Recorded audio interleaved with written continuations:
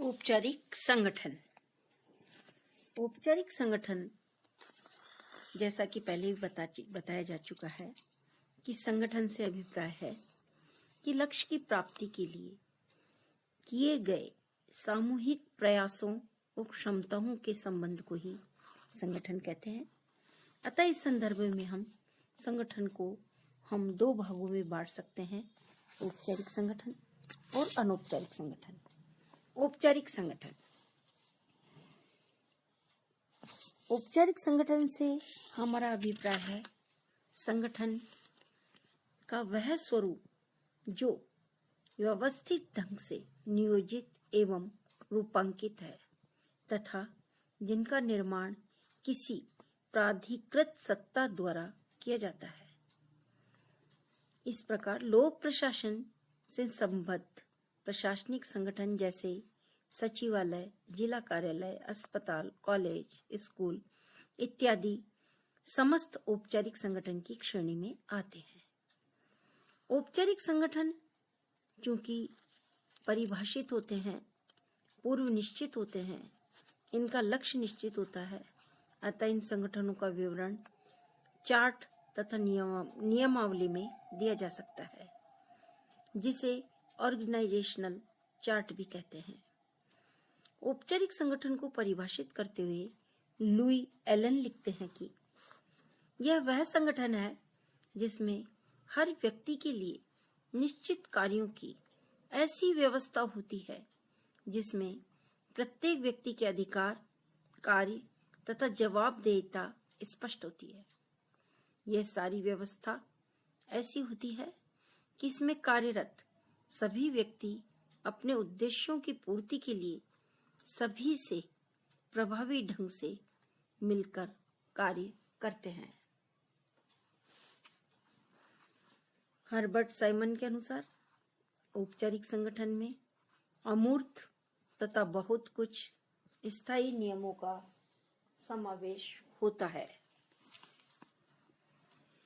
जो प्रत्येक सदस्य के व्यवहार को प्रभावित करता है।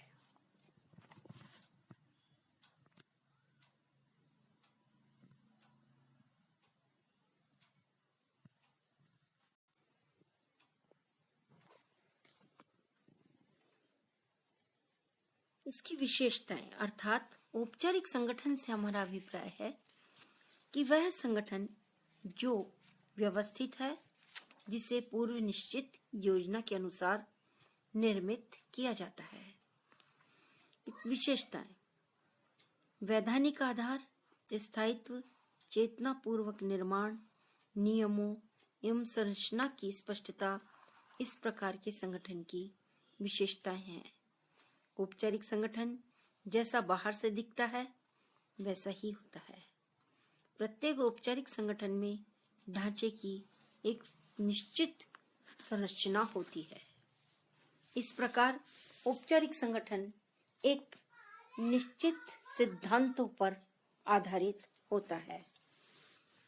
औपचारिक संगठनों की विशेषताओं को कुछ बिंदुओं से स्पष्ट कर सकते हैं। पहला है कानूनी स्तर। औपचारिक संगठन की प्रमुख विशेषता यह है कि इन्हें कानूनी मान्यता प्राप्त होती है। विधायिका द्वारा पारित अधिनियमों तथा सरकार द्वारा बनाए गए कानूनों के अंतर्गत सरकारी संगठनों का निर्माण होता है। जो कानून संगठन बनाने की अनुमति देता है वह संगठन को कुछ अधिकार भी प्रदान करता है। औपचारिक संगठनों में कार्यरत कार्मिकों को अपने कार्य निष्पादन हेतु कानूनी अधिकार प्राप्त होते हैं। सत्ता का प्रवाह ऊपर से नीचे की ओर होता है, अर्थात औपचारिक संगठन के अंतर्गत कर्तव्य और उत्तरदायित्व निश्चित होते हैं जिनका कि कोई वैधानिक आधार होता है। दूसरी विशेषता है कार्य का विभाजन। प्रत्येक संगठन किसी न किसी लक्ष्य या उद्देश्य की प्राप्ति हेतु निर्मित किया जाता है।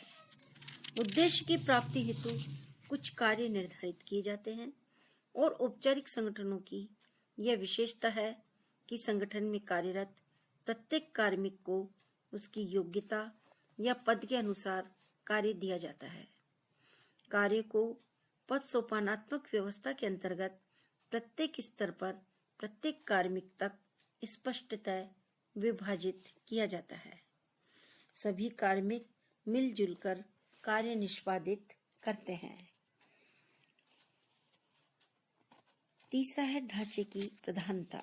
औपचारिक संगठनों में डिजाइन तथा ढांचे की प्रधानता मिलती है। उर्वरिक के अनुसार ढांचे का अभाव असंगति, क्रूरता, बर्बादी, अकर्मण्यता का प्रतीक है। अतः औपचारिक संगठनों में स्पष्ट ढांचे के अंतर्गत कार्यरत सभी व्यक्तियों की परिस्थिति तथा भूमिका निश्चित रहती है तथा इसमें सूचनाओं के आदान प्रदान की व्यवस्था तथा सदस्यों के मध्य संबंधों का पता चल जाता है। इनके ढांचे को सूचीबद्ध किया जाता है। चौथा है स्थायित्व। यह औपचारिक संगठनों की प्रमुख विशेषता है। औपचारिक संगठन प्राय अधिक स्थायी होते हैं। यद्यपि परिस्थितियों के अनुसार यह संगठन अपना ढांचा तथा उद्देश्य बदल भी लेते हैं, किंतु सामान्यतः इनका निर्माण या गठन दीर्घावधि के लिए किया जाता है। औपचारिक संगठन स्थायित्व के साथ साथ समयानुसार विकसित भी होते हैं।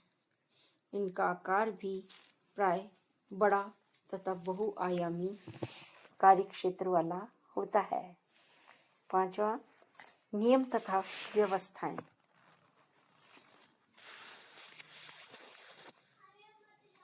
सुस्पष्ट एवं सुविचारित नियमों, प्रक्रियाओं तथा व्यवस्थाओं के अनुसार कार्य करना औपचारिक संगठन की पहचान है।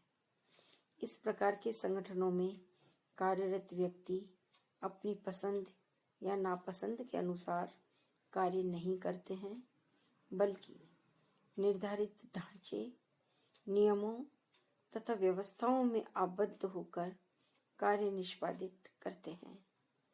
इन संगठनों के नियमों तथा व्यवस्थाओं को स्पष्टतः वर्णित भी किया जा सकता है। चेतनापूर्वक निर्माण एवं स्वीकृति। औपचारिक संगठनों का निर्माण प्राय जानबूझकर, चेतनापूर्वक तथा सोच समझकर किया जाता है। इस प्रकार के संगठनों को संबंधित प्राधिकारी से मान्यता या स्वीकृति प्राप्त होती है।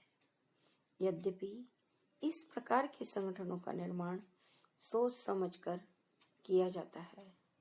संगठनों में भावनात्मक पक्ष पर ध्यान नहीं दिया जाता, बल्कि कार्य तथा अव्यक्तिगत स्थिति प्रमुख रहती है। चेस्टर बर्नार्ड के अनुसार किसी भी संगठन की विद्यमानता के लिए 3 पूर्व शर्तें हैं। प्रथमतः किसी सामान्य उद्देश्य के लिए व्यक्ति कार्य करे। दूसरा, व्यक्ति सहयोग या योगदान के इच्छुक हो।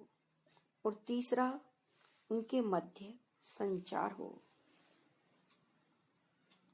औपचारिक संगठन प्राय सरकार द्वारा निर्मित होते हैं। इस क्रम में FM मार्क्स कहते हैं कि संगठन एक ऐसा ढांचा है जिसका विकास सरकार के प्रमुख और उसके प्रशासनिक सहायकों को सौंपे गए कार्यों की पूर्ति के लिए किया जाता है। औपचारिक संगठनों का एक निश्चित स्वरूप होता है तथा निर्णय लेने के विभिन्न स्पष्ट स्तर होते हैं। किसी बड़े संगठनों के अधीन कई छोटे संगठन भी हो सकते हैं। इन्हें छाता संगठन कहा जाता है। संयुक्त राष्ट्र एक छाता संगठन है जिसके अधीन WHO, यूनिसेफ, ILO, यूनेस्को आदि छोटे संगठन कार्य करते हैं।